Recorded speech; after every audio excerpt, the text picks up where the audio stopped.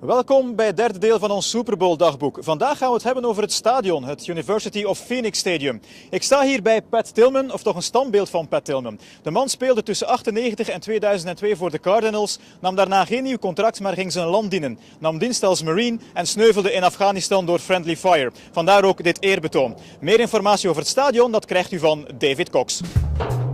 Hi, I'm David Cox. I'm with Global Spectrum, the management company of University of Phoenix Stadium, home of Super Bowl 42. The stadium itself is shaped like a barrel cactus with a rattlesnake coil around it.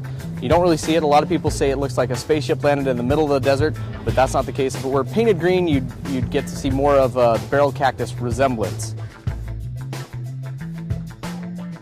Now the roof itself is made out of a composite fabric called Bird Air. If you've ever been to the Denver airport in the US, that's the same type of fabric. Now it's a translucent fabric, so it lets 100% natural light through the building, and we're as green as we possibly can be from an electrical standpoint because we don't have to turn the lights on for the most part of the days in the building. Another interesting fact about the roof, it's a diffusive technology, so it only allows sunlight to come through the building, into the building, and it actually reflects all the heat.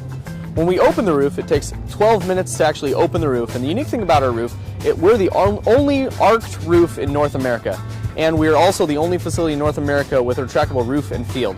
And the funny thing about opening the roof is our engineer Dave has to actually put his finger into a button and sit it there for 12 minutes. If he takes it out, the roof will start to close, just as another safety measure.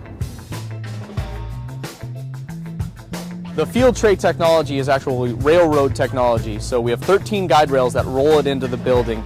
The tray itself weighs 18.9 million pounds and it takes about 75 minutes to roll it in. What we do is plug it in on one side, roll it in halfway, plug it in on the opposite side, and roll it in the rest of the ways. Now the grass that you see during the Super Bowl is actually from Alabama, and it was shipped in on refrigerated semis. Normally the grass that we have is a local grass that we grow here, and we actually took off that initial layer and put this new one on.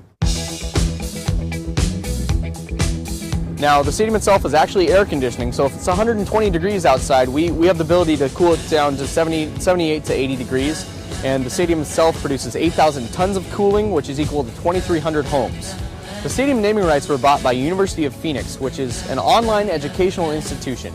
It was $154.5 million for 20 years to purchase just the name of the facility. Now, the unique thing about that is University of Phoenix doesn't have an athletic program whatsoever.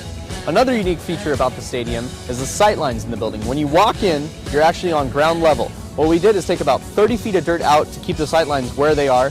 This is one of the best sight lines in the NFL. There's no other facility where you can be getting a beer in the concession line and actually see the game on the field, other than University of Phoenix Stadium in Glendale, Arizona.